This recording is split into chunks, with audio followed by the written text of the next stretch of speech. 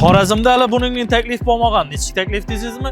Urganch shahrini qaynab turgan tochkasida umumiy maydoni 4300 kvadrat metrdan ziyod bo'lgan kattagina zdaniyamiz biznesni gazini bosaman degan og'alarimiz uchun sotiladi.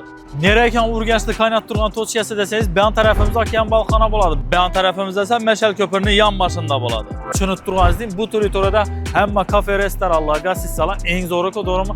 Aynan sizning biznesingiz ham eng zo'ri bo'lishi uchun sizlarga eng zo'r taklifda berib turibmiz. Umumiy maydoni 4300 kvadrat metrdan ziyod bo'lgan, plus o'zining kattagina zdaniyasiga ega bo'lgan, zdaniyani kattaligini keladigan bo'lsak 24 tushgan bo'ladi.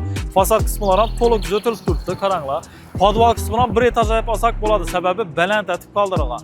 Birinchi etajga kirasizda kengina zal kutib oladi. O'zingizning biznesingiz olmasa remontini qilaverasiz. Ikkinchi etajına keladigan bo'lsak, ikkinchi etaj ham kengina etib qoldirilgan. O'zingizning biznesingiz olmasa bosaverasiz. Bu ko'rib turganingiz esa zdaniyamizning terrasa qismi bo'ladi. Kattaligini keladigan bo'lsak 24 kengina terrasa. Hali Urganchda buningning terrasa yo'q menimcha, to'g'rimi? Nechun desa, Shovot kanali qarab turibdi, qaranglar, atmosfera вообще bomba.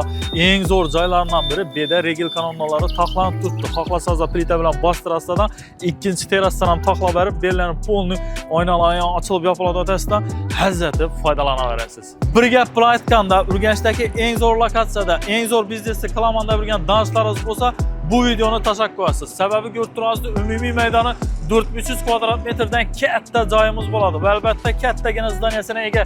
Plus eng zo'r tarafi korobka holatida turibdi. O'zingizning biznesingizga moslab remont qilib olaverasiz.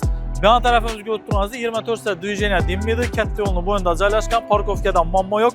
Restoran yo bo'lmasa gostitsiya qiladigan bo'lsangiz, orqa tarafini qaranglar, zeleniy zonasi, Shovot kanali ham xullas aytaman-ku, eng zo'r biznesda shu yerda joylashgan bo'ladi.